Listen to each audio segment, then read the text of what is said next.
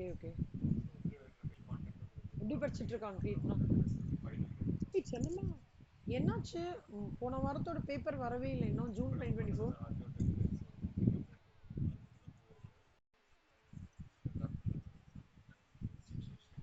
செல்லம்மா எழுதணும்டா, எழுதினா தான்டா Mitra easy.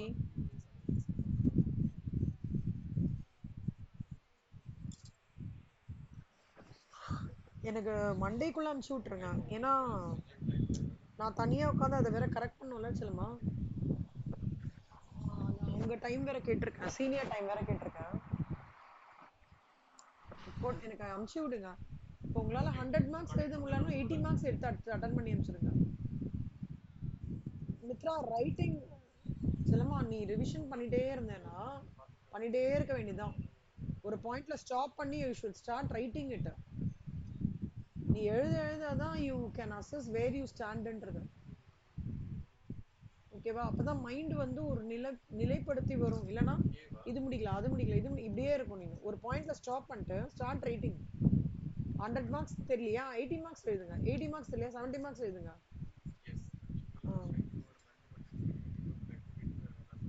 So இந்த சம் ஆமா ஆமா ஆமா ஆமா, ஜூனியர் இன்ஜோட கொஸ்டின் பேப்பர். சி ஆர்கே சாஃப்ட் வந்து ஒரு அசட்ஸை லீஸ்ல எடுக்கிறாருடா. நீங்க யார் லெஸ்ஸா, நீங்க யார் லெஸ்ஸி?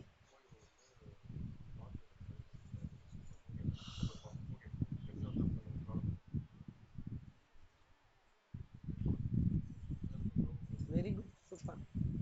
அவன் 4 வருஷத்துக்கு எடுக்கிறான்டா. ஃபேர் வேல்யூ வந்து இன்செப்ஷன் ஆஃப் த லீஸ்னா ஆரிஜின் ஆஃப் த லீஸ்லேருந்து 16 லட்சம். வருஷம் வருஷம் 5 லட்சம் ரூபாய், 5 லட்சம் ரூபாய் rent.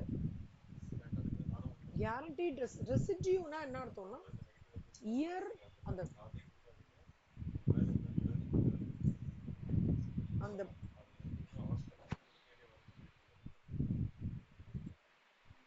End of the economical life of the அசர்ட்ல அதோட வேல்யூ எவ்வளோ இருக்கும், கேரண்டீடா நம்மளுக்கு இது வரும் அப்படின்னு சொல்லுவாங்க இல்லையா? சார் இந்த அசட் கண்டிப்பா சார் வித்தா கூட இவ்வளவு வரும் சார், அதுதான் கேரண்டி டெஸ்டிபிள் வேல்யூ. ஆனா இவர் எவ்வளவு எதிர்பார்க்கறாருன்னா 3 லட்சம்னு எதிர்பார்க்கறாரு. இன்ட்ரெஸ்ட் ரேட் என்னன்னா 14.97%. இது டேட்டா கொடுத்துருக்காங்க. ஸ்டெப் ஒன் என்ன பண்ணணும்னா 4 வருஷத்துக்குன்னா எவ்வளோடா, ஒரு வருஷத்துக்கு 5 லட்சம்னா 4 வருஷத்துக்கு 20 லட்சம். கேரண்டி டெஸ்ட் வேல்யூ ஒரு 1,20,000. இப்ப நல்லா பாத்துக்கோங்க சின்னம், 3 லட்சம் அவன் எக்ஸ்பெக்ட் பண்றான், அதுல கேரண்டீட் 1 லேக். அப்போ அன்கேரண்டீட் எவ்வளோ? 1,80,000. கரெக்டா? 3 லேக்ஸ் மைனஸ் இது எல்லாத்தையும் ஆட் பண்ணிக்கோங்க, 23 லட்சம். இது வரைக்கும் புரிஞ்சுதா?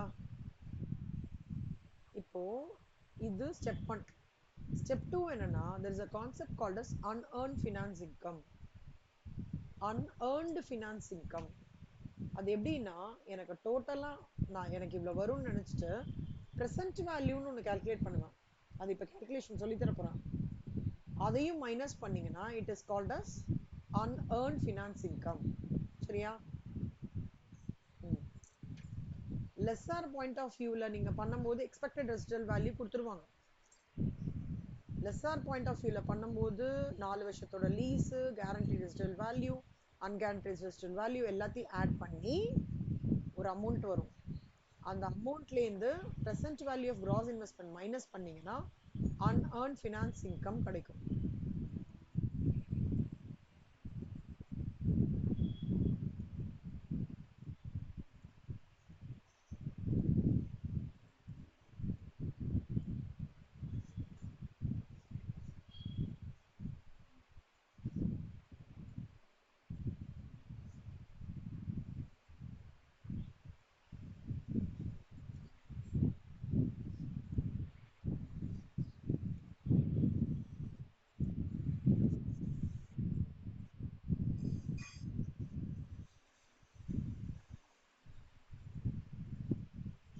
இப்போ ப்ரெசென்ட் வந்து எவ்வளவு வருஷம் லீஸ் இருக்க போறது? 4 வருஷம். ரெசிடுவல் வேல்யூ நம்மளுக்கு எவ்வளவு சொல்றான்? எக்ஸ்பெக்டட் ரெசிடுவல் வேல்யூ 3 லட்சம். 4 வருஷத்தோட லீஸ் 3 லட்சம். எல்லாத்தையும் எம்எல்பியில் போட்டுக்கோங்க. புரியுதா? டிஸ்கவுண்ட் ஃபேக்டர் கண்டுபிடிக்கணும் ஞாபகம் இருக்குல்லடா 1 டிவைடட் பை சூப்பர் அந்த மாதிரி ஒன்னா போட்டுக்கோங்க. 4வது வருஷத்துக்கு மட்டும் ஒரே நம்பர் தான் வரும். அப்போ இதையும் மல்டிப்ளை பண்ணிக்கோடா. 16 லட்சம். இப்போ 23 lakhs minus 16 lakhs 7 lakhs. இதான் unknown finance income.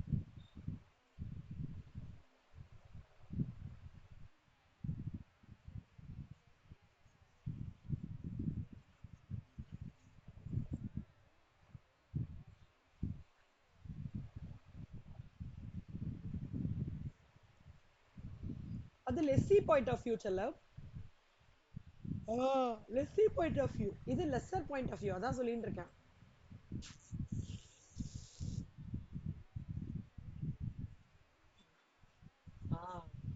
நான் அதான் சொல்லி தரேன் இப்போ. இப்போ இப்போ அடுத்த காலம் என்னன்னா, இப்போ இது வந்து பிரசன்ட் வேல்யூ. இந்த பிரசன்ட் வேல்யூ தான் நம்ம ஜீரோ லைபிலிட்டில இருந்து எடுத்து ஃபர்ஸ்ட் அசல் என்ன வட்டி என்ன, அசல் என்ன வட்டி என்ன, இந்த கால்குலேஷன்லாம் புரிஞ்சுதா? அப்ப அவ்வளவுதான்டா. சூப்பர்.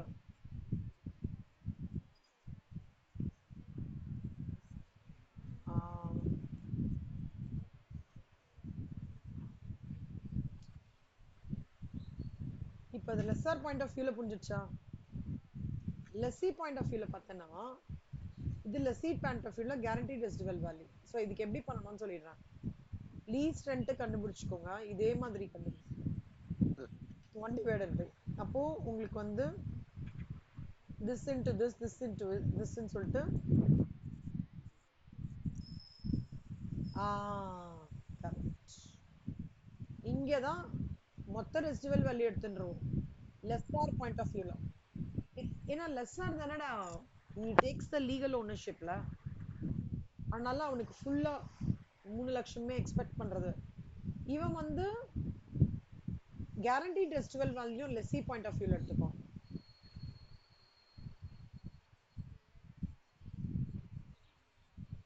ஆ ஆ ஆ ஆ ஆ ஆ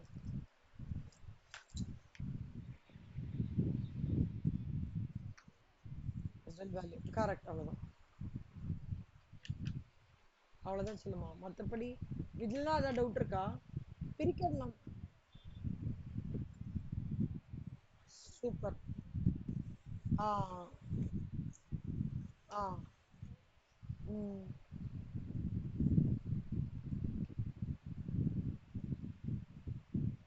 PQ Limited sold machinery having WDV of 18 lakhs to BR Limited. இதுல யாருக்குன்னா செல்லர் யாரு பையர் யாரு?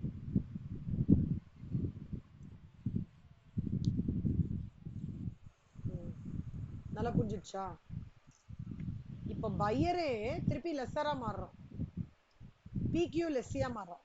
இப்ப buyer less, BR lessor, PQ வந்து lessee. So PQ is enjoying the possession of the property. However, BR assumes the legal ownership of the property. Okay? இது வரைக்கும் புரிஞ்சிடுச்சா? பாருங்கண்ணா, sale price 100, fair வேல்யூவும் 100. ஆனா ரிட்டர்ன் ஆன் வேல்யூ இப்போ கொஞ்சம் இந்த concept of depreciation financial accounting இங்க கொஞ்சம் வரும். சேல் வேல்யூ 100, ஆனா ரிட்டர்ன் ஆன் வேல்யூ 80 ரூபா தான். ஃபேர் வேல்யூக்கும் சேல் வேல்யூக்கும் என்ன டிஃபரன்ஸ்?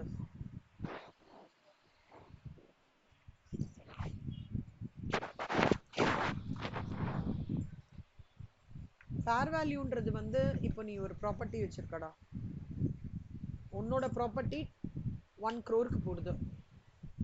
உன் ப்ராப்பர்ட்டி மாதிரியே நிறைய ப்ராப்பர்ட்டி இருக்கும்ல திருப்பூர்ல, அவங்க ஜென்ரலா சொல்றாங்க 1.2 crores ஜென்ரலா. இந்த மாதிரி ப்ராப்பர்ட்டிஸோட விலை வந்து 1.2 crores that is called as fair value. It's a reasonably exchanged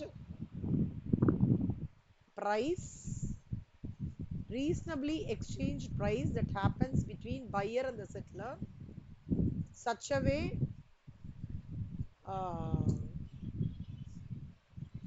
the market uh, அதாவது இந்த பையரோ செல்லரோ இஸ் நாட் பீன் ஏமாத்தப்பட மாட்டாங்க. இங்க ஒரு ஒரு டபுள் பெட்ரூம் ஃபிளாட் பார்க்குறோம் ஏதோ ஒரு இடத்துலனா, சார் இங்கே சுமாரா டபுள் பெட்ரூம் ஃபிளாட் எவ்வளோ சார் அப்படின்னு நம்ம கேட்போம்ல, அவர் rates that is called as fair value. புரியுதாடா? ஸோ அப்போ இந்த ஃபேர் வேல்யூ சேல் ப்ரைஸும் கிட்டத்தட்ட ஒரே மாதிரி இருக்குன்னா உங்களுக்கு பிரச்சனையே கிடையாது, நீங்கள் கரெக்டாக அந்த மார்க்கெட் ட்ரெண்டோட தான் அலைன் பண்ணியிருக்கீங்கன்னு அர்த்தம்.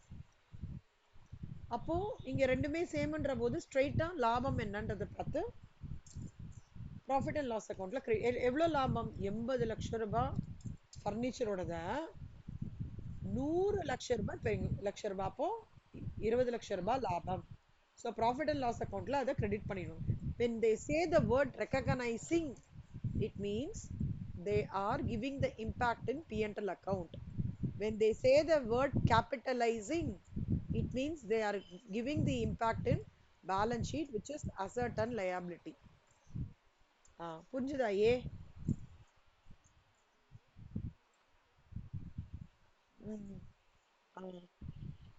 அடுத்தது பாருங்கண்ணா, பில பாருங்க, fair value is 120 lakhs. Fair value 120 லட்சமாண்டா. ஆனா இவன் 100 ரூபாய்க்கு சேல் பண்றான், 80 ரூபாய்க்கு அதோட இது. ஆனா ஓவராலா கூட்டி கழிச்சு பார்த்தோம்னா அது வந்து 20 lakhs ப்ராஃபிட் தான் இல்லையா, அதை ரெக்கக்னைஸ் பண்ணிடுறோம். இல்லடா 120 ஃபேர் வேல்யூக்கு கீழே தான் சேல் பண்றான், ஆனா ரிட்டர்ன் ஆன் வேல்யூக்கு மேல சேல் பண்றதுனால இது 20 லட்சம் ரூபாய் immediately recognised by PQ limited. இந்த சினாரியோ இந்த சினாரியோ ஒண்ணு பிரச்சனை கிடையாது. மூணாவது சினாரியோ பாடா, ஃபேர் வேல்யூ. ஆமா, ஆனா ஃபேர் வேல்யூ விட சேல் வேல்யூ வந்து கம்மியா தான் இருக்கு, அதனால பிரச்சனை கிடையாது. see as far as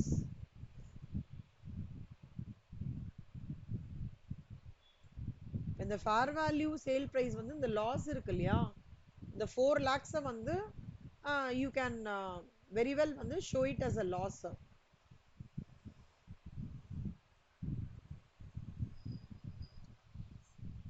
the loss is not compensated by future lease payment. அப்படின்னா இமீடியட்டா எனக்கு நான் ஃபியூச்சரா இவ்வளவுதான் அந்த லீஸ் பிசினஸ் இதோட முடியறதுன்னா லாஸ் தான் காமிச்சிடலாம் சொல்லலாம். இல்ல நான் அந்த லீஸ் பிசினஸ் கண்டினியூ பண்றேன்னா ஃபியூச்சர்ல வர எப்படி, how do we do this set off? Direct டாக்ஸ்ல we do the set off ல பண்ணிட்டு and we do a carry forward for 8 assessment years, 4 assessment years, அப்புறம் அன்லிமிட்டட் எல்லாம் நம்ம படிக்கிறோம் இல்லையா. எனக்கு இதுக்கு மேல நான் அந்த பிசினஸ் கண்டினியூ பண்ணவே இல்லை அப்படின்னா லாஸ் மொத்தத்தையும் காமிச்சிடணும் 4 லட்சத்தை. இல்ல நான் வந்து லாஸ் லீசிங் பிசினஸ் கண்டினியூ பண்றேன்னா ஃபியூச்சர்ல எனக்கு ஒரு லாபம் வரும்ல, அந்த லாபத்தை வச்சு இது பண்ணும்போது I will have to amortise the loss. Defer பண்றது, பேலன்ஸ் ஷீட்ல பார்க் பண்ணி வைக்கிறது. அமார்டைசேஷன்னாலே it's a balance sheet impact சொல்லலாம், ரெகக்னைசிங்னாலே இட்ஸ் a P&L இம்பாக்ட். இது புரியுதா? ஓகே. மூணாவது கேட்டகரி பாருங்க, நாலாவது கேட்டகரி பாருங்க, ஃபேர் வேல்யூ 80 லட்சம்டா.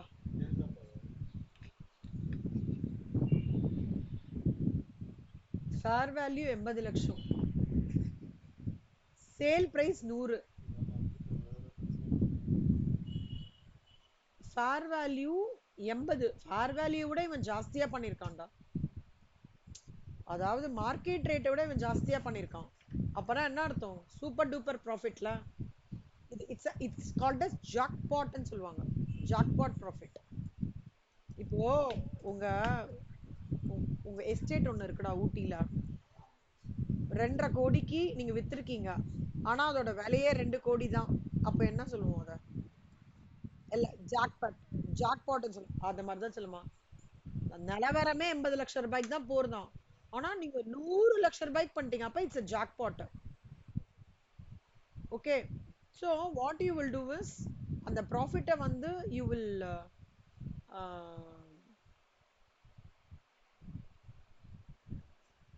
டிஃபர் பண்ணி வச்சிருவீங்கடா. ஏன்னா இந்த இது என்ன லாஸ் போட்டிருக்கேன், லாஸ்லாம் இல்லை, ப்ராஃபிட், ஜாக்பாட் ப்ராஃபிட்.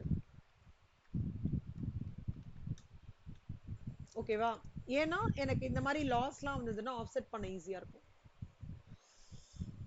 அடுத்தது அடுத்ததுல இருந்தா கொஞ்சம் லைட்டா ட்விஸ்ட். ஃபேர் வேல்யூ 92 லட்சம்டா, சேல் பிரைஸ் 100 லட்சம், ரிட்டர்ன் ஆன் வேல்யூ 80. இப்போ இங்க பாத்தீங்கன்னா இதை விட இது ஜாஸ்தி தானே, 8 லேக் ஜாஸ்தியா இருக்கு. இது அமௌண்டைஸ் பண்ணி வச்சிருவேன் செல்லம், அமௌண்டைஸ் பண்ணும். ஆனா இவனோட இவனை கம்பேர் பண்ணும்போது சாரி, ஆமா செல்லம் செல்லம் கரெக்ட். இப்போ வந்து இவனோட இவன் பார்த்தன்னா 20 லட்சம் ரூபாய் டோட்டலா. அந்த 20 லட்சத்துல இந்த எட்ட வந்து ஆமா 20 லட்சத்தை வந்து எட்ட வந்து அமௌண்டைஸ் பண்ணிட வேண்டாம். 12 லட்சத்துல இருக்கிற ப்ராஃபிட் இருக்குல்ல, அது பிஎன்எல்ல காமிச்சிருவேன். ஆமா ஆமா, அமௌண்டைஸ்ன்றது பேலன்ஸ் ஷீட்ல பார்க் பண்ணி வச்சிருவேன்.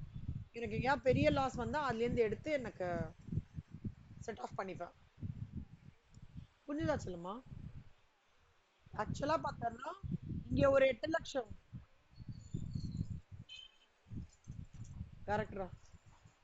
அதாவது எப்பவுமே ஞாபகம் வச்சுக்கோச்சலாம், ஃபார்வாலியை விட நீ அதிகமா தான்டா 2 கோடின்னு போறது சார். 2.5 கோடி, 2 கோடின்றது நிலவரம். நீ உன்னோட அசட்டோட ரிட்டர்ன் ஒன்னே வராத, உங்களோட அசட்டோட ரிட்டர்ன் ஒன்னே வராத, நிலவரம் பாருங்க. டபுள் பெட்ரூம் பிளாட் 2.5 கோடிக்கு போறது, அதே டபுள் பெட்ரூம் பிளாட் 3 கோடிக்குன்னா அங்கே நீ எவ்வளவு லாபம் பாக்குறீங்க? ஆ சம் 2.5 கோடி 50.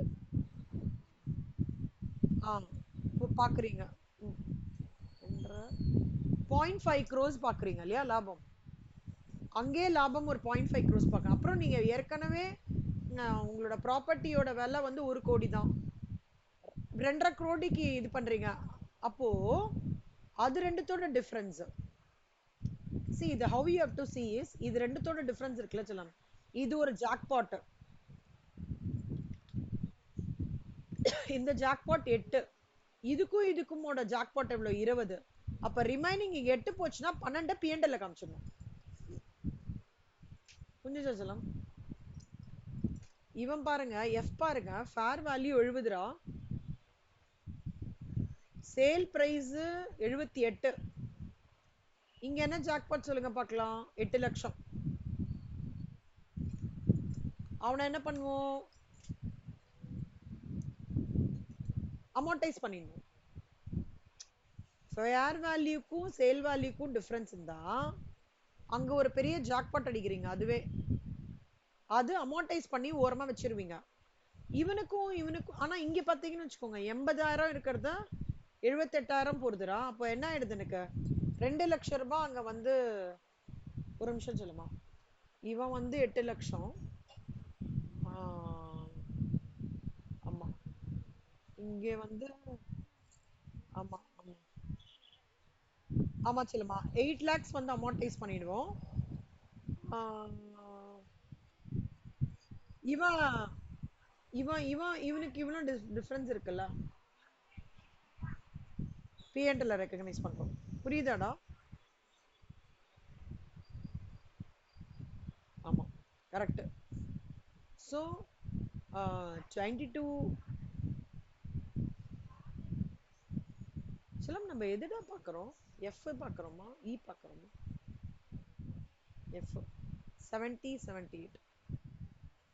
ஆமாம் கரெக்ட் கரெக்ட் கரெக்ட் சிலம் கரெக்ட். ஸோ இந்த 10 லட்சம் இருக்குல்லடா லாஸ், அதாவது இவன் இவன் 2 லட்சம்.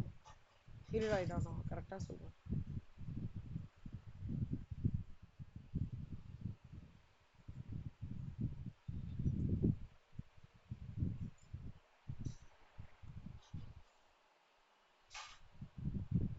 இங்க சேல் வேல்யூ வந்து உனக்கு பாத்தீங்கன்னா ஹையஸ்டா இருக்குடா. இங்க ரிட்டர்ன் ஆன் வேல்யூ தான் ஹையஸ்டா இருக்கு. நான் இதை ரிப்பீட் பண்றேன் இந்த சிச்சுவேஷனை. ரிட்டர்ன் ஆன் வேல்யூ எப்படின்னா 70 lakhs fair value, sale value வந்து 78 lakhs. இதுக்கு இவன் ஜாஸ்தி தான், அப்ப 8 லட்சம் ப்ராஃபிட் அமௌண்டைஸ் ஆகுது. ஓகேவா? இது புரியுதா? ஆனா ஆனா இந்த ஃபேர் வேல்யூக்கும் ரிட்டர்ன் ஆன் வேல்யூக்கும் ஒரு டிஃபரன்ஸ் வருது இல்லையா? 10 lakhs. அவன் லாஸ், அது லாஸ்டா சொல்லலாம்.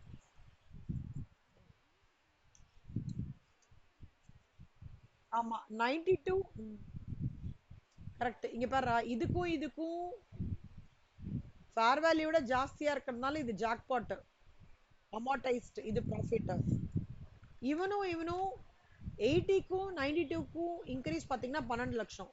பிஎன்எல்ல அதை ப்ராஃபிட்டா காமிக்கிறோம். புரிஞ்சுச்சாடா? ஓகே. செல்மா கொஞ்சம் இஎன்எஃப் மட்டும் நல்லா பார்த்துக்கூட.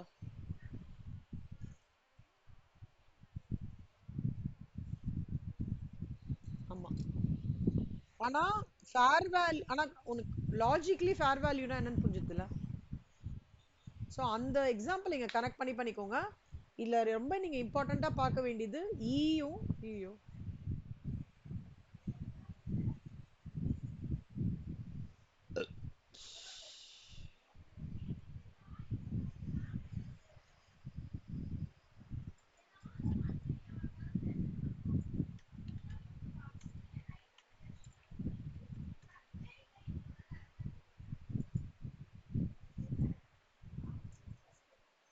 புரிஞ்சா செல்லம்? செல்லமா நான் அந்த சிங்கிள் என்ட்ரி மட்டும் மண்டே உனக்கு சொல்லி தட்டுமாடா? If you are okay. Okay செல்லம். So happy journey.